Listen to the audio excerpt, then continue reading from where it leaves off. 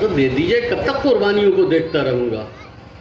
مولا نے اپنے شیر کو سر سے پیر تک دیکھا اور دیکھنے کے بعد آواز دیا کہ بھیا عباس، تم تو میرے لشکر کے علمبردار ہو۔ آواز دی، میرے آقا اب یہ بتائیے کہ وہ لشکر کہاں رہا کہ جس کا میں علمبردار تھا؟ لیکن جب امام مظلوم کربلا نے اجازت نہ دی، جناب ابوالفضل العباس علیہ السلام خیمے کے قریب آئے تو کیا دیکھا کہ خیمے سے جناب سکینہ برآمد ہوئی، چچا کو دیکھا اور دیکھنے کے بعد آواز دی، چچا پیاس مارے ڈال رہی ہے۔ بتائیے کیا گزر گئی ہوگی غازی ابوالفضل العباس علیہ السلام کے دل پہ۔ جلدی سے جناب سکینہ کو آغوش میں اٹھایا اور اٹھانے کے بعد کہا، لاڈلی میں تیرے لیے پانی کی سبیل کرنے کی کوشش کر سکتا ہوں، لیکن بس ایک شرط پہ۔ کہ چچا وہ شرط کیا ہے؟ کہ بس اپنے بابا سے دریا پہ جانے کی اجازت دلوا دو۔ عزاداران مظلوم کربلا جناب سکینہ کو آغوش میں لیا، امام حسین علیہ السلام کی طرف چلے۔ امام نے اس منظر کو دیکھا اور دیکھنے کے بعد آواز دیا، بھیا عباس بڑی اچھی سفارش لے کے آئے ہو اجازت کے لیے۔ اور اس کے بعد جناب سکینہ سلام اللہ علیہا سے کہا، اے بیٹی سکینہ، چچا کو اجازت دلوانے تو آئی ہو، لیکن جب شام غریبہ میں شمر تماچے لگائے گا تو یہی چچا بہت یاد آئے گا۔ عزاداران مظلوم کربلا اجازت مل گئی پانی لانے کی۔ غازی ابوالفضل العباس علیہ السلام دریا پہ گئے۔ بچوں کو اتنا ناز تھا آقا ابوالفضل العباس علیہ السلام میں کہ ان کی امید بن گئی۔ جناب سکینہ نے تمام بچوں سے کہنا شروع کیا، بچوں گھبراؤ نہیں، گو کہ میں بھی پیاسی ہوں، لیکن میں پہلے تمہیں پیٹ سیراب کروں گی، اس کے بعد پانی پیوں گی۔ عزاداروں، لیکن تھوڑی دیر بعد امام نے ایک آواز سنی، آقا میرا آخری سلام قبول ہو۔ حسین زمین کربلا پہ کمر کو تھام کے بیٹھ گئے اور بیٹھنے کے بعد آواز دی، العان انقصر ظہری آخی، اے بھیا تمہاری اس آواز نے حسین کی کمر توڑ دیا ہے۔ بس عزاداروں، جلدی جلدی امام حسین علیہ السلام جناب علی اکبر کے سہارے چلے، دریا کی طرف اس مقام پہ پہنچے جہاں پہ غازی ابوالفضل العباس علیہ السلام کے شانے تھے۔ شانوں کو اٹھا کے سینے سے لگا کے جناب عباس علیہ السلام کے سرانے پہنچے، اور پہنچنے کے بعد گفتگو ہوئی۔ تمام مناظر کا ذکر نہیں ہے۔ جناب ابوالفضل العباس علیہ السلام کی روح اقدس جو ہے گلشن جنت کو پرواز کر گئی۔ حسب وصیت جناب ابوالفضل العباس علیہ السلام کی لاش کو نہر پہ چھوڑا، علم مبارک کو لے کے چلے۔ عزاداروں، اب آپ کے سامنے وہی علم مبارک آ رہا ہے جسے دریا پہ لے کے تو عباس گئے تھے اور واپس علی اکبر لے کے آئے تھے، لیکن جیسے جیسے علم قریب آتا رہا، یہ علم آ رہا ہے، آپ حضرات زیارت کر لیجئے، بچوں کی ڈھارسیں بڑھتی رہی۔ عزاداران مظلوم کربلا، یہ اسی علم کی شبیہ ہے کہ جسے جب بچوں نے دیکھا تو ڈھارس بڑھنے لگی، لیکن عزاداروں جیسے ہی علم قریب آیا، اب بچوں کے ہاتھ سے خشک کوزے زمین کربلا پہ گرے۔ سکینہ دوڑ کے علم سے لپٹ گئی اور لپٹنے کے بعد آواز دی، بابا میرا چچا کہاں رہ گیا ہے؟ امام حسین علیہ السلام نے کلیجے سے لگا کے آواز دیا، اے میری لاڈلی، اب چچا سے قیامت میں ملاقات ہوگی، تیرا چچا دریا پہ شانے کٹا کے سو رہا ہے۔ عزاداروں، اس غازی ابوالفضل العباس علیہ السلام سے منسوب علم مبارک کی زیارت آپ نے کر لی ہے۔ عزاداروں، اب کچھ تبرکات اور آپ کے سامنے آنا چاہ رہے ہیں، اور جو تبرک اب آنے والا ہے اس کے لیے میں اپنی ماں و بہنوں سے بالخصوص یہ کہوں گا کہ اگر ان کی آغوش میں چھوٹے بچے ہیں تو جب تک یہ تبرک کی زیارت کرائی جائے اپنے بچوں کو پیار نہ کرنا، اس لیے کہ کہیں رباب کو اصغر نہ یاد آ جائے۔ آزادارہ نے مظلوم کربلا، میں اپنا واقعہ نقل کرتا ہوں۔ ابھی 10 محرم کو ہم لوگ پاپیادہ جب کربلا کی طرف جا رہے تھے تعزیے کے جلوس میں، تو یہ میرا تجربہ ہے، میرا ایک چھوٹا سا بچہ ہے، اس کو ساتھ میں لے کے جا رہے تھے، وہ بھی پابا رہنا تھا۔ راستہ تھوڑا سا گرم تھا، مجھے بڑی تکلیف ہو رہی تھی کہ میرے بچے کا پیر جو ہے وہ گرم زمین پہ پڑ رہا ہے۔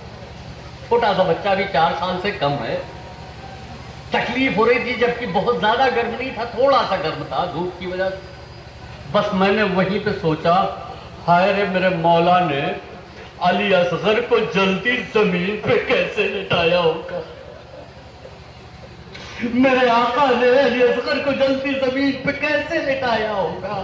عزاداران مظلوم کربلا، اور جواب میں اگر پانی مل گیا ہوتا تو ہم اس طریقے سے گریہ نہ کرتے جیسے آج گریہ کر رہے ہیں، لیکن عزاداروں جواب میں تیرے ہرملا ملا۔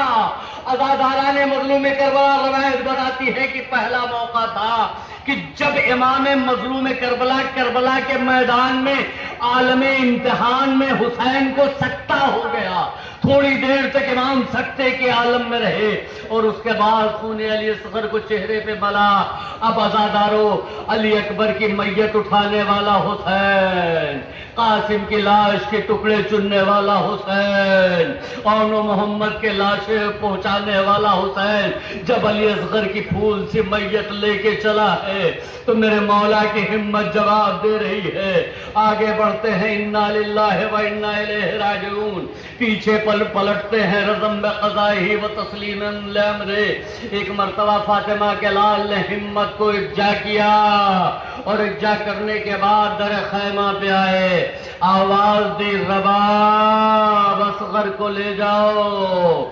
عزاداران مظلوم کربلا، جناب رباب دوڑتی ہوئی در خیمہ پہ پہنچی، مامتا نے آغوش پھیلایا، خدا ہماری ماں بہنوں کی گودیوں کو آباد رکھے، بالخصوص جن کی آغوش میں چھوٹے بچے ہیں، کہ رباب کا تو سب کچھ اجڑ گیا تھا، اصغر کو کربلا میں چھوڑا، سکینہ کا سہارا تھا جنہیں شام کے زندان میں چھوڑا۔ عزاداران مظلوم کربلا، اب روایت بتاتی ہے کہ جب مامتا نے آغوش پھیلائی تو امام مظلوم کربلا کی مظلومیت کچھ کہہ نہ سکی، بس صابر امام نے آہستہ سے ابا کا دامن ہٹا دیا۔ عزاداروں، ماں نے کیا دیکھا کہ بیٹا آپ سے سیراب ہو کے نہیں آیا ہے بلکہ موت سے سیراب ہو کے آیا ہے، ذبح ہو کے اصغر آئے ہیں۔ عزاداران مظلوم کربلا، سارے مناظر کا ذکر نہیں، ماں کو حسین نے کیسے تسلی دی اور یہ حسین جانے، رباب کا دل جانے، خدا جانے، لیکن ایک مرتبہ ماں سے پھر اصغر کو لیا، پشت خیمہ پہ ایک تربت بنا کے اصغر کو دفن کر دیا، لیکن اصغر کو قبر میں بھی چین نہ ملا۔ بعد شہادت حسین علی اصغر کو قبر سے نکال کے سر اطہر کو نیزے پہ بلند کیا گیا۔ بس عزاداران مظلوم کربلا، اس سلسلے کا آخری جملہ، اس لیے کہ گہوارہ آ رہا ہے جناب علی اصغر کا، یہ وہی گہوارہ ہے کہ بعد شہادت جناب علی اصغر ماں اسی گہوارے کے سہارے جو ہے وہ زندہ تھی، گہواروں کے جھلا جھلا کے علی اصغر کو یاد کر رہی تھی۔ لیکن عزاداران مظلوم کربلا، بعد شہادت امام حسین علیہ السلام جب خیموں میں آگ لگائی گئی تو رباب کا ارمان، نشانی جناب علی اصغر، یہ گہوارہ بھی جلتے ہوئے خیمے میں جل گیا۔ اب رباب کیا کرے؟ رباب کے پاس جو ہے علی اصغر کی نشانی بھی نہ بچی۔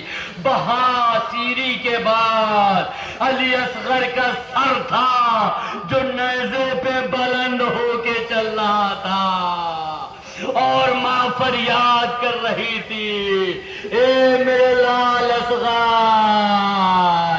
اب تو تیرا جھولا بھی جل چکا ہے، ماں تیرے لیے گہوارہ کہاں سے لائے؟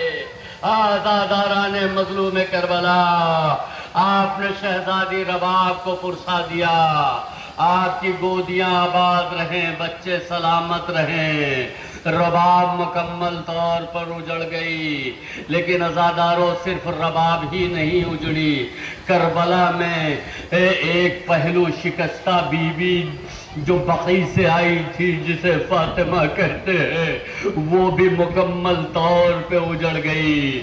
عزاداران مظلوم کربلا جب کوئی نہ بچا، علی اصغر کی بھی قربانی ہو گئی، امام مظلوم کربلا بھی آ گئے آخری رخصت کے لیے، بہنوں کو سلام کر کے چلے۔ سارے مناظر کا ذکر نہیں ہے، بس تاریخ بتاتی ہے کہ جب امام زخموں سے چور ہو کے گھوڑے سے گرے، شمر ملعون آگے بڑھا، اور آگے بڑھنے کے بعد روایت بتاتی ہے کہ جب امام زمین پہ تشریف لانا چاہتے تھے تو امام کا جسم جو ہے وہ تیروں پہ معلق ہو گیا تھا، لیکن شمر ملعون آگے بڑھا اور اس نے آپ کی پشت اطہر پہ اپنے نجس قدم کو رکھا، اور رکھنے کے بعد جب اپنے وزن کو ڈالا تو وہ تیر جو امام کے سینے کی طرف سے لگے تھے وہ جسم کو توڑتے ہوئے پشت سے باہر نکل گئے۔ فاطمہ کا لال تڑپتا ہوا زمین کربلا تک پہنچا۔ عزاداران مظلوم کربلا، ایک ٹیلے سے بہن نے یہ منظر دیکھا، آواز دیا، او پسر سعد، میرا ماں جایا ذبح ہو رہا ہے اور تو کھڑا دیکھ رہا ہے۔ عزاداروں، امام حسین علیہ السلام کی شہادت بھی واقع ہو گئی، لاشا بھی ظالموں نے پامال کر دیا۔ 11 محرم کو قافلہ پہنچ گیا عزاداران مظلوم کربلا۔ سارے مناظر کے ذکر نہیں ہے، یہ تو اکثر آپ سنتے رہتے ہیں کہ امام سجاد نے جب بابا کے لاشے کو دیکھا تو چہرے کا رنگ بدلنے لگا۔ جناب زینب سلام اللہ علیہا نے سہارا دیا، عزاداران مظلوم کربلا سہارا دیا، اور سہارا دینے کے بعد میں ایک کیفیت، دو کیفیتیں جناب زینب سلام اللہ علیہا پہ طاری ہوئی۔ امام سجاد ناقل ہیں کہ پہلی کیفیت تو یہ طاری ہوئی پھوپھی اماں پہ کہ میں نے دیکھا کہ پھوپھی اماں بابا کی پامال شدہ لاش کا طواف کر رہی ہیں۔ آواز دیا، اے پھوپھی اماں، آپ بابا کے لاشے کا طواف کیوں کر رہی ہیں؟ آواز دی، میرے لال سجاد طواف نہیں کر رہی ہوں۔ کہا پھوپھی اماں پھر کیا کر رہی ہیں؟ کہا اماں زہرا کی وصیت پورا کرنا چاہ رہی ہوں۔ کہا کیسی وصیت؟ کہا اماں زہرا نے کہا تھا، اے زینب، جب مقتل سے گزرنا تو میرے لال کا بوسہ میری طرف سے لے لینا۔ اے بیٹا سجاد، میں جسم پہ وہ جگہ تلاش کر رہی ہوں جو زخم سے خالی ہو تاکہ میں اماں کی وصیت پوری کر سکوں، لیکن حسین کے جسم پہ کوئی ایسی جگہ جب جناب زینب کو نہ ملی تو شہزادی نے جو ہے اپنے لبھائے نازنین کو کٹی ہوئی گردن پہ رکھا اور بوسہ لیا۔ اور دوسری کیفیت جو طاری ہوئی، امام سجاد ناقل ہے کہ میں نے دیکھا کہ پھوپھی اماں چند قدم لاشے سے دور ہٹی، غور سے لاشے کو دیکھ رہی ہیں، چہرے کا رنگ متغیر ہو رہا ہے۔ اب امام سجاد نے آواز دی، پھوپھی اماں آپ کا یہ عالم کیوں ہے؟ آواز دی، بیٹا احساس ندامت کی وجہ سے۔ کہا کیسا احساس ندامت پھوپھی اماں؟ کہا بیٹا یہ بچپن کا واقعہ ہے کہ میں عبادت کرتے کرتے صحن خانہ میں سو گئی تھی، یہاں تک کہ سورج طلوع ہو گیا۔ ایک مرتبہ مجھے خون کی محسوس ہوئی، اب جو میں نے آنکھیں کھولی تو کیا دیکھا؟